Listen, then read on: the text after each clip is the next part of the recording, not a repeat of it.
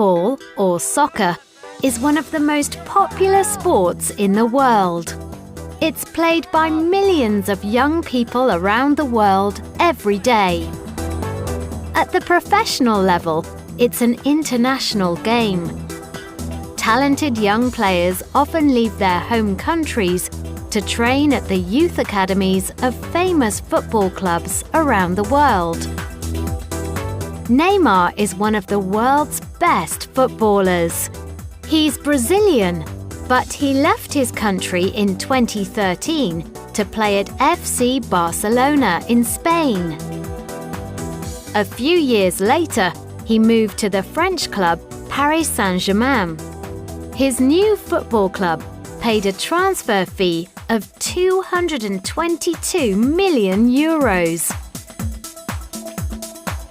For a few lucky players like Neymar, playing football has not only been a lifelong passion, but it has also made them rich and famous.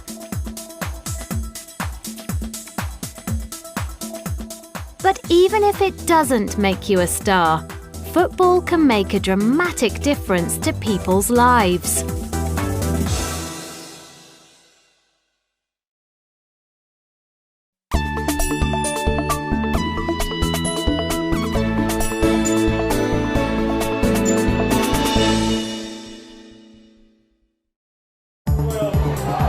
Once a year, over 70 teams from around the world meet to play in a very unusual football tournament, the Homeless World Cup. A week of football here, the Homeless World Cup, and it is going to be a sensational climax.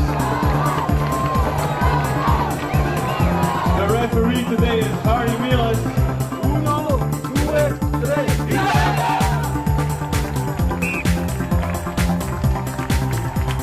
Teams of homeless people are brought together to play football for their country.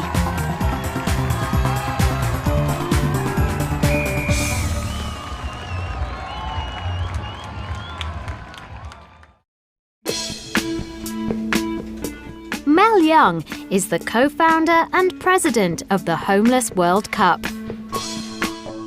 Mel started his career in journalism. He became involved in projects helping the homeless in 1993. Today, he works at the global organisation's offices at a football stadium in Scotland. He explains why the tournament was started. The idea of the Homeless World Cup came in a conference that we were having in 2001 in Cape Town. I was talking with a colleague of mine, Harold Schmidt from Austria, about how we could include more homeless people. Mel and Harold thought of things that brought people together across the world. We use football because it's very, very simple. Everybody understands it. It's an international language, first of all, so you can involve anybody. Male, female, big, small, really good player, really useless player, doesn't matter. It's a great way of including people. At the Homeless World Cup, matches aren't played in a stadium. The teams play a kind of football called street soccer. Street soccer is just a simple form of football, which is usually played in the street. Football is just this wonderful game you can play anywhere. You can play it on an 11-a-side standard football pitch, but you can also play 2-a-side or 20-a-side, or you can play it indoors or outdoors, and you can mix teams of really good people and not very good people. So street soccer is like that. It's just a space in the street.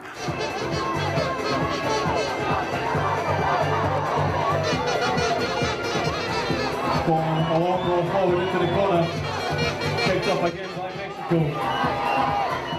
Matches are played on a small court. There are 8 players in each team, but only 4 play at the same time. The games only last for 14 minutes. In the World Cup tournament, the teams play about 3 games a day. Organising an international football tournament with teams of homeless people isn't simple. There's a lot of work to be done. Money needs to be raised. Passports and tickets need to be provided for all the players. It's a challenge for Mel's team in Scotland and their partners working around the world. But the hard work is worth it. The tournament has grown every year, and now there are around 50,000 homeless people training for a place in their national team. The organisation has many famous supporters, and the matches are sometimes shown on TV.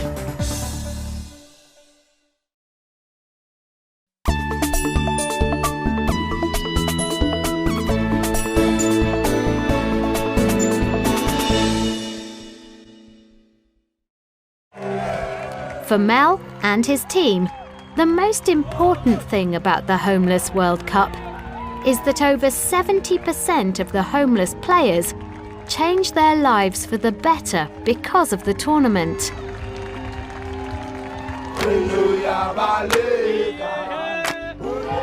watching the Homeless World Cup final. Mel believes that the project is so successful because it helps the homeless become part of a team. They are supported and encouraged by the project, and this helps them to improve their own lives. Waiting for that opening. Currently Scotland 1, Mexico 0. I mean, I think my view is that homelessness is you're on your own. And football is this great way in which you can be included. So we get people from that position and say, do you want to play football? And then the training sessions build. So you create a kind of, if you like, a family, which is the team. Number 7. And the results for people like David Duke can be amazing. I took part in the Homeless World Cup, which was held in Gothenburg in 2004. David became homeless as a teenager in Glasgow in Scotland. But the Homeless World Cup helped him change his life. I went back into further education once I came back from the Homeless World Cup. David completed his college course and got a full-time job. And he continued to work with the Homeless World Cup. My participation in the Homeless World Cup has led to me being a player, an assistant coach, a coach, manager, project manager, and I'm now a global ambassador for Homeless World Cup. Today, David runs Street Soccer, an organisation helping other homeless people in Scotland get involved with football. David is a wonderful example of the success of a project that believes a ball can change the world.